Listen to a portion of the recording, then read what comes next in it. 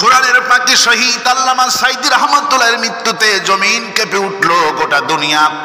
18,000 জানাজা হলো, গায়েবী জানাজা হলো, গোটা দুনিয়া কাঁদলেন।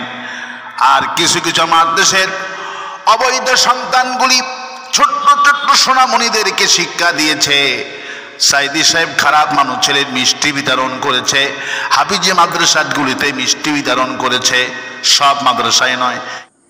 সাইদি সাহেব মারা গেছে, হুজুর বলছে আলহামদুলিল্লাহ বলার জন্য সবাইকে একটা একটা মিষ্টি খাইছি।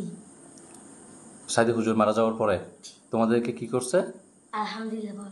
হুজুরে বলছে নাকি তোমরা বলছো? যে হুজুর বলছে, হুজুরে তোমাদেরকে বলছে আলহামদুলিল্লাহ বলার জন্য। তারপর কি করছে? মিষ্টি খাইছে একটা একটা। আস্তাগফিরুল্লাহ। কিছু কিছু মাদ্রাসায় এগুলি করেছে। আল্লাহর কাছে বলি, আল্লাহ এদেরকে তুমি হিদায়াত নসিব করে দাও। অথচ সাইদি সাহেব জীবনে প্রশ্ন করা হয়েছে, হুজুর আপনি আলিয়ার কওমি ইমামকে কোন চোখে দেখেন, আপনার কাছে কেমন এগুলি? সাইদি সাহেব বলেছেন, আলী আমার ডান চোখ, কওমি আমার বাম চোখ, দুইটাই মাদ্রাসা আমার চোখের মতো, দুটি মাদ্রাসা আমার চোখের মতো। ভণ্ড পূজারী, মাজার পূজারী তোমাদের জানা দরকার। সাইদি সাহেব আল্লাহ পাকের নৈকট্য লাভ করেছেন, তিনি আল্লাহ পাকের কাছে শ্রেষ্ঠ হয়ে যাবেন। আল্লাহ পাক বলছেন, নবী ওরাই হলো সৃষ্টির মধ্যে সেরা। ইন্নাল্লাযীনা আমানু ওয়া আমিলুস সালিহাতি উলাইকা হুম খায়রুল বারিয়া।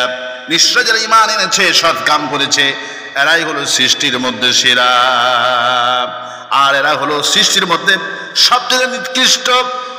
জাহান্নামা খালিদিনা ফিহা উলাইকা হুম শাররুল বারিয়া। আর এরা জাহান্নামে থাকবে, এরাই হলো সৃষ্টির মধ্যে নিকৃষ্ট।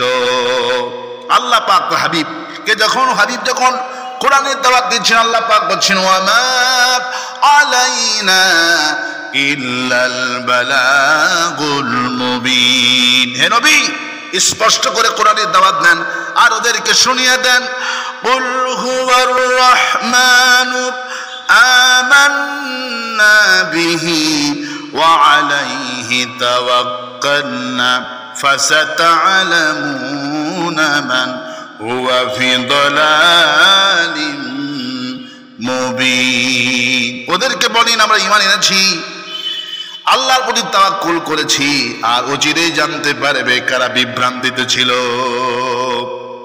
ফি দালালিম মুবিন, অচিরে জানতে পারবা কারা বিভ্রান্তিতে ছিল। সাইদি সাহেব বিভ্রান্তিতে ছিল না তোমরা বিভ্রান্তিতে ছিলা, এই অচিরে জানতে পারবা। সুতরাং মৃত্যুর পরেও গোটা দুনিয়া কেঁদেছে, তোমাদের মতো দুই একটা ভণ্ড মাজার পূজারীরা বিরোধিতা করে কিচ্ছু করতে পারবা না।